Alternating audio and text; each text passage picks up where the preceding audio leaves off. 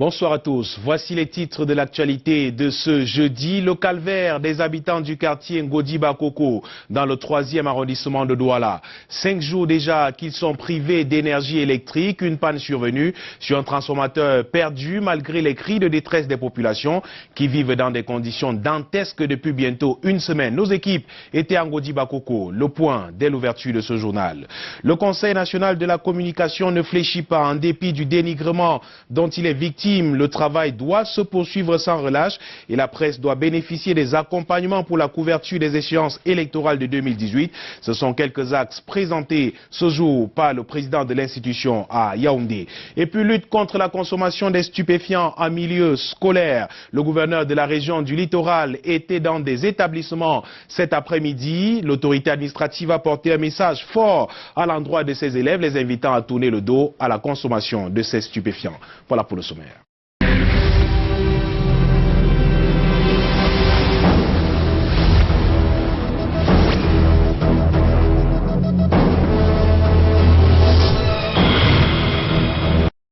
Bienvenue au 19h50. Ngodi Bakoko, un quartier de l'arrondissement de Douala 3e. 5 jours que les habitants vivent dans l'obscurité totale. Une panne de transformateur a plongé toute la localité dans le noir il y a bientôt une semaine maintenant. C'est la galère pour les populations qui dorment tous les soirs dans une chaleur infernale et à la merci des moustiques. Les activités tournent désormais au ralenti dans ce coin. Les ménagères déplorent la perte des denrées dans des congélateurs. Une situation préoccupante que notre reporter Julio Trésor-Tanon est allé voir de près cet après-midi. Dur est le quotidien des habitants du quartier Ngodi Bakoko, lieu dit barrière dans l'arrondissement de Douala 3e. Depuis les jours, la zone est sans électricité. Les activités commerciales sont au ralenti et même dans les ménages. Depuis dimanche soir, la lumière est partie. Tellement il y a la chaleur, on n'est pas bien même plus à supporter. Les activités ne marchent pas. Oui, et surtout pour les mamans qui préparent, elles en souffrent. Hein. Heureusement que nous on a réfléchi autrement à trouver des moulinex avec courant, hormis courant, avec moteur électrique qui utilise l'essence. On est arrivé ici lundi, on a trouvé qu'il n'y avait pas de lumière. On est obligé de rester là jusqu'au soir.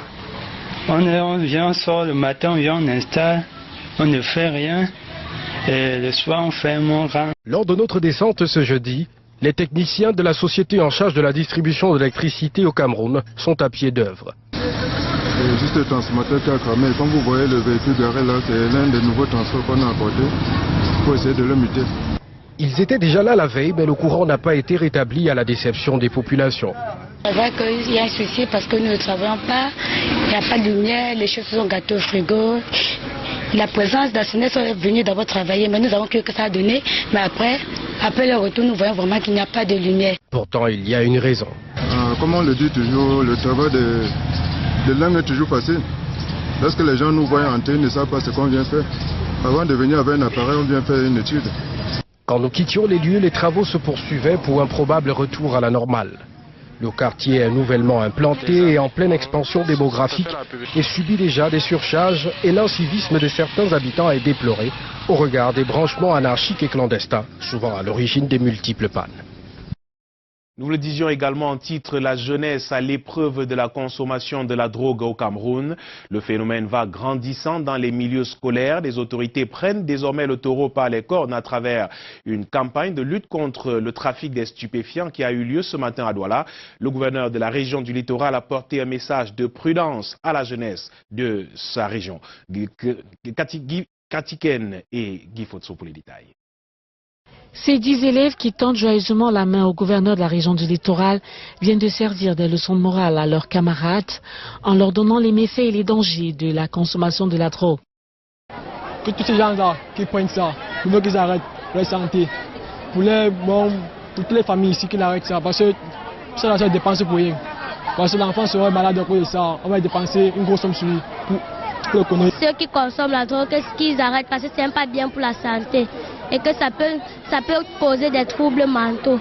Les méfaits sont légion. Pourtant, la drogue fait de nombreux ravages dans les milieux jeunes. Au Cameroun, le phénomène est d'autant plus grave qu'une campagne nationale de lutte est lancée. Ce matin, le gouverneur Samuel Dieudonné Iva-Adiboa a présidé la campagne de lancement au lycée de Niobel. Nous allons continuer à appeler nos populations à la vigilance et à amener tous les dealers à pouvoir changer de travail. Il faudrait tout simplement qu'ils trouvent d'autres créneaux pour se faire de l'argent. Le trafic du cannabis est préoccupant. Dans la région du littoral, de nombreux jeunes sont pris au piège de ces stupéfiants qui circulent. Ils ont d'ailleurs été sensibilisés ce matin contre les dangers. Pour nous, vraiment, ça nous suffit de partager ce message-là, de sensibiliser nos frères. Le message du gouverneur semble avoir été appréhendé. La campagne va se poursuivre tout au long du mois de février, le temps que les jeunes élèves intègrent les dangers des stupéfiants. La Foire internationale des affaires et du commerce de Douala, c'est le nouvel outil de promotion du commerce qui ambitionne d'être la plus grande plateforme d'Afrique centrale. Le ministre du Commerce et la Fondation internationale Interprogress, mandant pour l'organisation de cet événement, l'ont présenté à la presse ce matin à Douala. Le compte rendu de Carole Yemelon et de Serge Tachimo. Devant les journalistes, le ministre du Commerce commence par l'origine de ce concept. De la volonté du chef de l'État, son Excellence Paul Biya, de doter Douala, notre capitale économique, d'une vitrine de promotion commerciale à la hauteur de son statut de porte d'entrée, non simplement de notre pays, mais de l'ensemble de la sous-région. La Foire internationale des affaires et du commerce de Douala est donc une nouvelle manifestation de promotion commerciale dans notre pays et se démarque de ses objectifs de promote. La FIAC se démarque donc du salon promote de par sa vocation résolument foraine, la foire, et en ce qu'elle vise l'émergence d'un secteur productif fort, se positionnant comme un accélérateur des nouveaux outils promotionnels. Lors de la rencontre avec la presse à Douala ce jeudi, les organisateurs ont fait le point des préparatifs à 52 jours de l'ouverture de la FIAC. Au stade actuel des enregistrements, la FIAC 2018 va accueillir quelques 500 exposants exerçant dans toutes les formes de commerce, avec en fond les filières de grande consommation. Le Made in Cameroun, axe mobilisateur instruit par M. le ministre du Commerce, sera à l'honneur par le biais d'entreprises qui présentent leur dynamisme à transformer les matières premières locales. Après la présentation du concept, l'échange avec les journalistes. Vous avez dit dans votre propos liminaire que la FIAC se veut être le laboratoire de la promotion commerciale. Et je voudrais ici éventuellement avoir quelques garanties de ce que les produits, les marchandises qui seront à la FIAC auront des prix véritablement démocratiques. Et voici les assurances du ministre du Commerce. Les foires ont vocation précisément à être des événements populaires. C'est des structures de promotion. Il ne s'agit pas de brader, mais il s'agit de vendre à des prix qui vous permettent aussi de déstocker. Des bonnes affaires en perspective donc. La Foire internationale des affaires et du commerce de Douala se tiendra du 28 mars au 8 avril prochain au complexe Cantel Bépanda. Et au sujet de cet élément que nous venons de diffuser en rapport avec l'absence d'électricité au quartier Ngodi Bakoko, on nous signale à l'instant même que l'énergie électrique vient d'être rétablie dans toute la localité. La suite de ce journal avec l'un de nos compatriotes qui a reçu ce jour des félicitations de la République centrafricaine pour son apport pour le retour de la paix et l'amélioration des conditions de vie après la guerre qui a secoué ce pays. Jean-Péry Alniodok, directeur général de Tradex, puisqu'il s'agit de lui, a été reçu ce jour par le Premier ministre de la République centrafricaine. Dans sa suite, notre envoyé spécial à Bangui, David Pem. Le Premier ministre centrafricain a reçu ce jeudi 1er février dans son cabinet à Bangui un invité de marque, le directeur général du groupe Tradex. Au menu de leur échange, la contribution des Tradex à l'amélioration des conditions de vie des Centrafricains et le retour à la paix après la guerre qui a dévasté ce pays. L'audience qui nous a été accordée par le Premier ministre chef du gouvernement centrafricain avait essentiellement pour objet de l'entretenir des projets de Tradex ici, de notre groupe en Centrafrique, et le remercier d'avoir accepté de présider demain la cérémonie d'inauguration des 2 stations-service que nous ouvrons ici à Bangui. Après l'audience chez le Premier ministre, le directeur général de Tradex a été reçu par le ministre du Développement de l'Énergie et des Ressources hydrauliques, puis le ministre des Postes et Télécommunications. Selon le ministre centrafricain du Développement de l'Énergie et des Ressources hydrauliques, Tradex a non seulement changé la physionomie de Bangui, mais aussi a contribué de manière efficiente à la lutte contre le chômage. Nous disons que Tradex a apporté beaucoup en termes de changement. Et les investissements se font au jour le jour.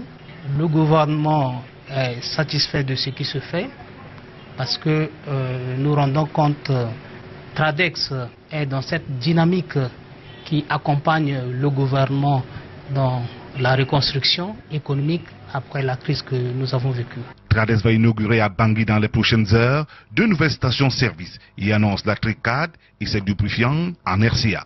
Le Cameroun reste l'une des mamelles nourricières de la République centrafricaine. Cela vient d'être encore témoigné tout à l'heure par l'une des bouches la plus autorisée, le Premier ministre chef du gouvernement de ce pays, qui a rencontré le directeur général de Tradex, qui est venu ici pour inaugurer 2 autres stations en dehors des autres qui étaient déjà dans ce pays. Depuis la primature de la République centrafricaine pour Canal 2 International, David Pem. En visite de travail en France, Célestin Tawamba, le patron des patrons camerounais, a rencontré également à Paris les membres de la diaspora économique de France pour partager avec eux sa vision du groupement interpatronal du Cameroun, mouvement dont il a la charge depuis le 29 juin 2017. Une rencontre visant à renforcer mais aussi mettre en lumière le rôle de la diaspora dans le développement économique de notre pays. Le point avec Eric Golf-Kouachou à Paris. Présenter à la diaspora économique de France la nouvelle vision du groupement interpatronal du Cameroun. Partager avec elle le contenu de l'accord signé avec le MEDEF ainsi que les conditions d'animation d'une antenne du JICAM en France. Voilà quelques objectifs de la rencontre entre Célestin Tawamba, président du JICAM, et la diaspora camerounaise qui s'est déroulée ce jeudi 1er février 2018 à Paris. Pour cette grande première, Célestin Tawamba a présenté les actions et les ambitions du JICAM pour les chefs d'entreprise de la diaspora camerounaise résidant à l'étranger. Il était également question pour nous d'expliquer aux gens de manière précise la place que nous donnons à la diaspora dans notre nouvelle organisation et inviter la diaspora surtout à prendre le risque d'investir au Cameroun. Les travaux de cette réunion ont démarré par la présentation du dispositif d'appui à la création d'entreprises au Cameroun par les Camerounais de la diaspora. Outre l'exposé, Célestin Tawamba s'est prêté au jeu des questions-réponses avec des avocats, des fiscalistes, des chefs d'entreprise et autres professions libérales qui ont fait le déplacement. À l'issue des échanges, les chefs d'entreprise qui ont pris part à cette réunion se sont déclarés satisfaits des échanges. Je suis animé par un sentiment qui me renforce tout simplement à dire à nos compatriotes que vraiment pour aller au Cameroun, comme je l'ai dit, il n'y a pas de conditions. L'ambassadeur du Cameroun en France, M. Samuel Vondo Ayolo, a clos ses travaux en rappelant aux investisseurs camerounais de France les lois et les outils créés par le gouvernement camerounais et impulsés par le président de la République afin de faire de la diaspora un pilier de l'émergence du pays. Cap tout de suite sur Yaoundé pour retrouver Karel Mezatia. Et avec vous, on parle ce soir du Conseil national de la communication qui passe à la vitesse supérieure en matière de régulation des médias dans notre pays. Bonsoir Karel. Bonsoir Michael Chipkio, Madame, Messieurs, bonsoir. Vous l'avez dit, on sera immédiatement au Conseil national de la communication pour commencer là-bas. Les priorités qui vont meubler l'année 2018 ont été fixées. Le Conseil qui a subi pendant un certain temps le dénigrement de certains hommes de médias entend continuer les actions d'assainissement dans l'univers de la presse. Le Conseil national de la communication va également accompagner les médias pour la couverture l'ouverture des échéances politiques prévues cette année. Autant d'informations qui ont été rendues publiques ce jour lors de la cérémonie de présentation des vœux de Nouvel An, cérémonie qui s'est déroulée en présence de nos reporters Serge Alonziebou et Brand Kamga. Il en a eu pour son compte en 2017. L'organe de régulation de la communication au Cameroun s'est démarqué par son silence face à la non-application à divers niveaux de ses décisions. Victime de dénigrement, Peter Isoka le reconnaît, mais le Conseil national de la communication doit rester debout. Je vous invite à ne pas vous laisser distraire par les sirènes de la division et du dénigrement qui sifflent ici et là autour de notre institution. Les membres du CNC doivent rester concentrés sur leurs objectifs, ceux de l'assainissement et de la régulation de la communication. Il y a cela, mais aussi le rôle d'accompagnement de la presse en cette année charnière qui connaîtra plus d'une élection. C'est pour organiser des séminaires avec les journalistes, pour les éduquer comment couvrir les élections. Et nous avons même l'intention de publier un document pour instruire les journalistes comment assumer cet reportage, surtout pour les élections. La cérémonie de présentation des vœux au président du Conseil national de la communication en son siège à Bastos à Yaoundé ce jeudi est aussi le lieu de faire des annonces avec la tenue au Cameroun cette année de deux événements majeurs. La tenue de la conférence des présidents des instances de régulation de la communication en Afrique et la célébration du 20e anniversaire du réseau des instances africaines de régulation de la communication. Passé les vœux, le CNC se met immédiatement au travail, l'agenda très fourni.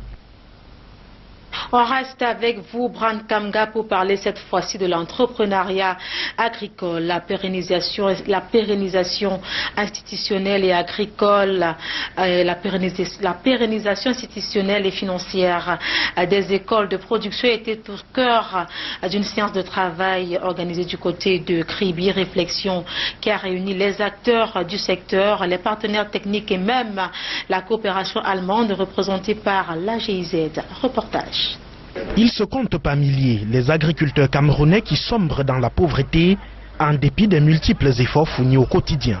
Pour une croissance économique avec une meilleure qualité des produits, de nombreux producteurs sont allés à l'école de l'entrepreneuriat agricole et les résultats sont palpables.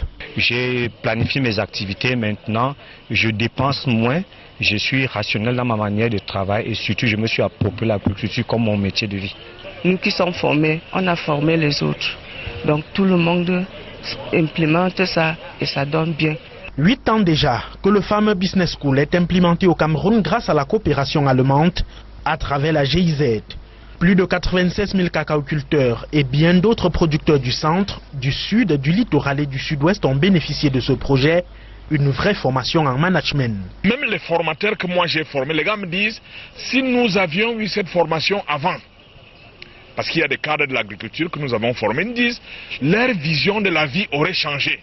Donc nous croyons que c'est beaucoup plus ces changements au niveau des mentalités, au niveau palpable, au niveau financier et au niveau des comportements. Seulement, peu de Camerounais ont bénéficié de l'école d'entrepreneuriat agricole qui s'achève fin 2018.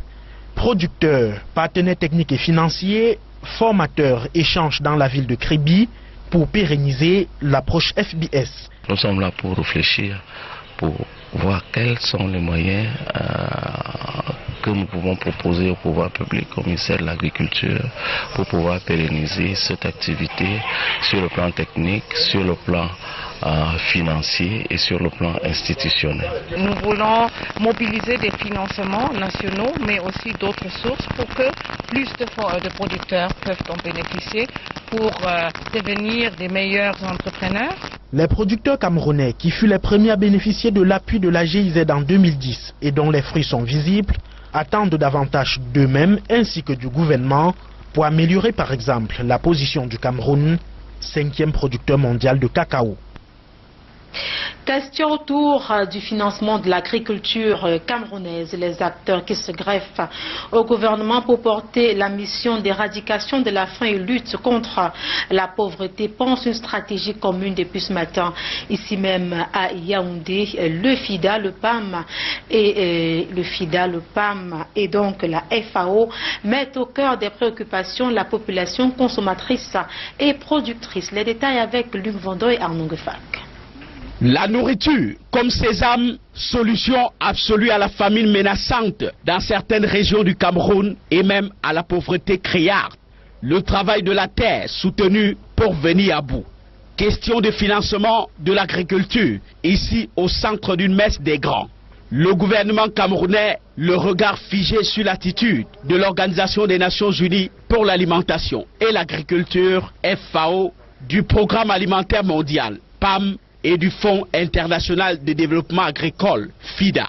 Les trois agences des Nations Unies ont opéré des évaluations et elles ont choisi de faire une sorte de mise en commun de ce qui permettra, et c'est ça l'intérêt du Cameroun, de pouvoir mieux cibler les actions. Les producteurs restent au cœur de ces stratégies conjointes. L'objectif commun axé sur la forte production et l'autosuffisance alimentaire d'abord.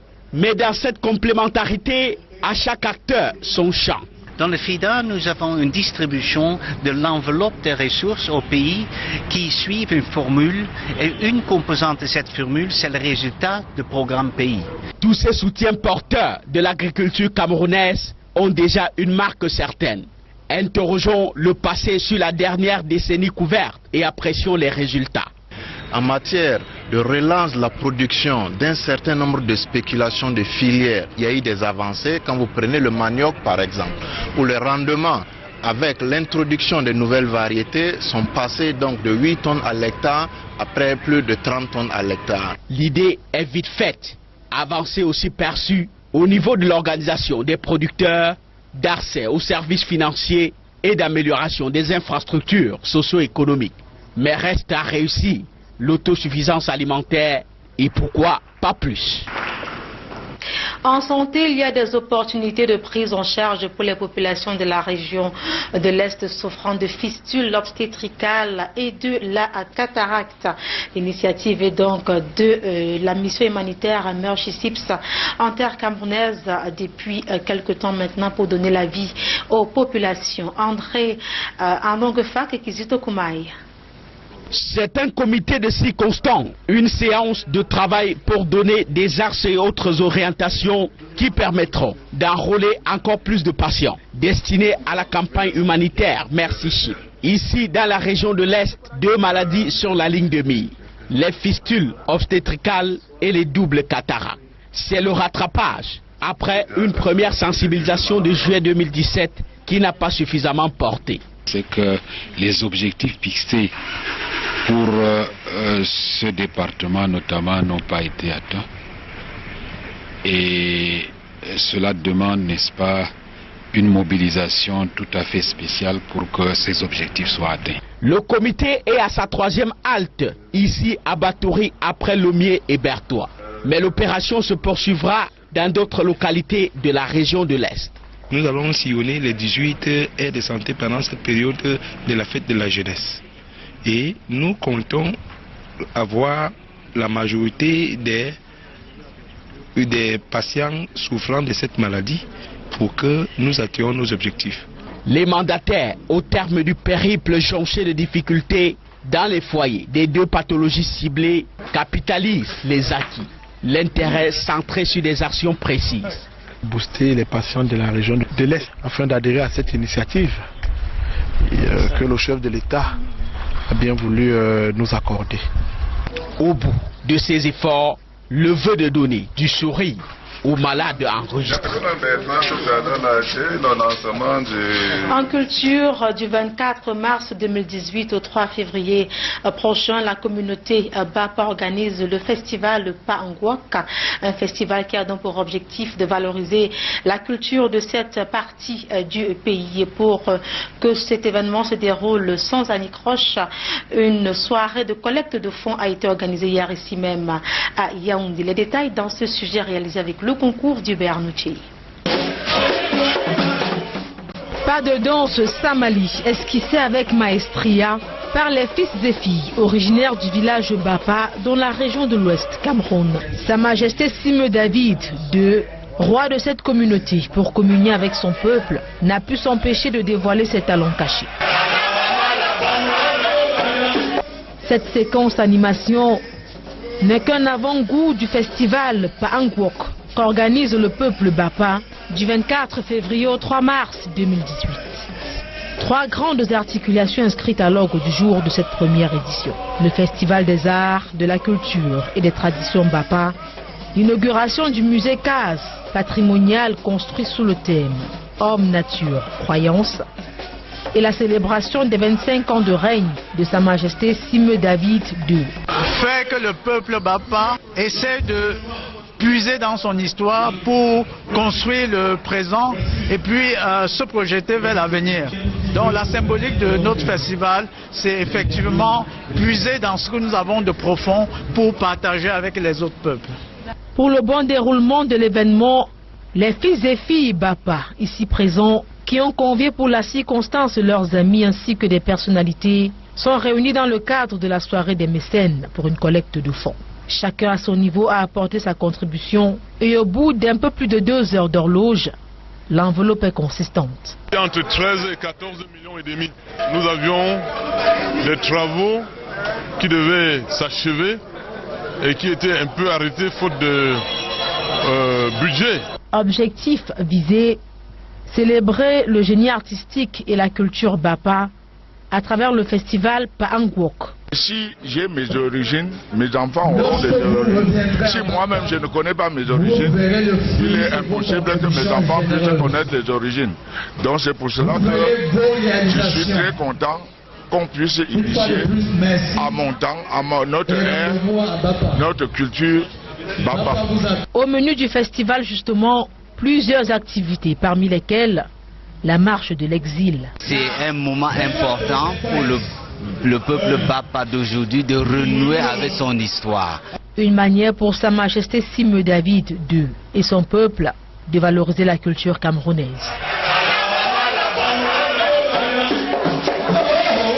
Parlons basketball, on s'intéresse au Camerounais Joel Embiid qui fait l'objet de nombreuses convoitises, notamment des États-Unis d'Amérique et de la France. Mais ce Camerounais a porté son choix justement au Cameroun. Question, de quoi doit disposer la Fédération camerounaise de basketball pour avoir Joel Embiid? La question dans cet élément réalisé pour nous ce soir par Alain Gislankanga et Francis Ngevna. Une ascension fulgurante en 2 saisons seulement en NBA pour celui qu'on surnomme The Process.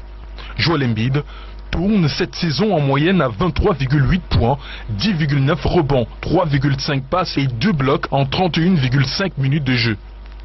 Des statistiques qui lui ont valu sa première sélection au All-Star Game. Convoité par la France et les États-Unis, Joel Embiid a réaffirmé son désir de jouer pour son pays. Et pour cela, le Cameroun devra négocier très dur avec les Sixers de Philadelphie. Vous savez bien que la franchise ne traite même pas avec les fédérations, la franchise traite avec les joueurs. Donc c'est une histoire de contrat. Il va falloir s'arranger avec son équipe parce qu'il a dit lui-même son équipe a dépensé à peu près 150 millions de dollars pour sa santé. La Fédération camerounaise de basketball devra donc s'acquitter de 75 milliards de francs CFA pour son assurance. Mais des mesures de compensation existent à la FIBA et à la NBA aussi pour alléger la facture à chaque pays. Le pivot des Sixers a également exprimé son désir de disputer des compétitions de grande envergure. Il faut arriver avec un projet clair qui arrive à faire rêver Embiid. Il a dit les compétitions qu'il aimerait jouer. Il y a les Jeux Olympiques au premier rang, après il y a la Coupe du Monde, il y a les autres compétitions. Donc il y a le roster qui doit aller avec ça et puis la capacité de pouvoir atteindre ses objectifs et de faire briller l'équipe nationale parce que évidemment il voudrait jouer, être dans un projet qui marche. La FECA Basket devra aussi prendre en charge le staff médical constitué pour Jojo à Philadelphie.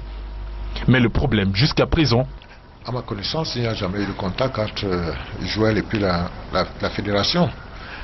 C'est à travers le net ou bien c'est à travers les journaux que nous apprenons qu'il y a une fédération. Donc moi je suis un peu surpris. Moi je ne sais pas. La fédération, si la fédération était intéressée par Mbid, elle contacterait sa franchise. Faudra s'armer de patience pour voir l'ancien pensionnaire du combat monter sous les couleurs des Lions indomptables. Et la suite de ce 19h50, c'est avec vous du côté de Douala, Michael Chipkio. Bonsoir. Bonsoir Karel, et on poursuit en sport avec la 40e Assemblée Générale de la Confédération Africaine de Football et la délégation camerounaise qui est fortement représentée pour défendre ses intérêts ce vendredi. Le ministre des Sports Pierre-Ismaël Bidonkwat est arrivé hier et va épauler le président du comité de normalisation de la Fédération camerounaise de football pour garder la CAN 2019 dans notre pays. Entre-temps, le siège de l'Afrique centrale dans le comité exécutif de la CAF est lorgné par 2 présidents de fédération. Prenons les enjeux à la veille de cette Assemblée Générale avec nos reporters sur place à Casablanca, Marc Chouamo et André Mirabeau-Mahop. Le Cameroun joue gros ce vendredi à Casablanca, à l'occasion de la 40e Assemblée Générale ordinaire de la CAF. Sa Coupe d'Afrique 2019 a fait l'objet des travaux de la commission d'organisation de la CAN hier, mercredi. Le ministre des Sports, Pierre-Ismaël Bidonkwat, accompagné de ses plus proches collaborateurs, ont défendu le dossier Cameroun avec le concours de Dieudonné Api et de Joseph-Antoine Bell, membres de la commission de la CAF. Cette forte délégation confirme l'idée que la CAN 2019 pourrait échapper au Cameroun. Chacun joue ses intérêts. Ici à Casablanca, c'est le cas du président de la Fédération gabonaise de football et du président de la Fédération centrafricaine qui se disputent le siège de l'Afrique centrale au comité exécutif de la CAF. C'est la démocratie. Dans la démocratie, il ne faut pas demander le pourquoi, parce que chacun a ses ambitions. Mon frère aussi a ses ambitions, raison pour laquelle il a déposé sa candidature. Moi aussi, j'ai les miens que je viens de vous expliquer. On ne vient pas au comité exécutif d'abord avec un projet différent à celui que on a élu comme président de la Confédération. Notre zone aujourd'hui est inactive. Nous n'avons pas de compétition de zone. Nous ne tenons pas de réunions dans notre zone. Nous avons une union, aujourd'hui je dirais, qui sert d'instrument d'élection. Contre toute attente, Casablanca est devenu le carrefour du football africain pour ce 40e congrès de la Confédération africaine de football, avec énormément d'intérêt électoraliste pour la constitution d'un nouveau comité exécutif et la suite pour l'avenir. On reçoit André Mirabeau-Mahop, cette mission avec Canal 2 International, pour quelques nouvelles, des bruits de couloir ici dans cet hôtel qui va abriter donc cette AG de la CAF. Oui, l'Assemblée Générale de ce vendredi, la question Coupe d'Afrique des Nations 2019 sera au centre des débats. On le sait, la première mission d'inspection revient du Cameroun où elle a fait le tour des infrastructures sportives. Et dans les couloirs, ça se dit, le Cameroun pourrait perdre cette organisation. Mais d'autre part, beaucoup de soutien derrière le vert ou jaune, derrière le pays des Lions indomptables du Cameroun qui insiste pour donner la chance au Cameroun jusqu'à la dernière heure, jusqu'à la dernière seconde pour organiser cette Coupe d'Afrique des Nations. Dans les assises de ce vendredi, la question sera au centre des débats, mais le Cameroun a des craintes à avoir, mais également des certitudes à concéder. Marc Chouamo, Mirabeau-Mahop, pour suivre ces travaux pour vous ici à Casablanca avec la collaboration de Sylvain Kwambi. Voilà qui fait l'actualité ce soir au Cameroun. Je vous souhaite de passer une belle soirée. À lundi, 19h50.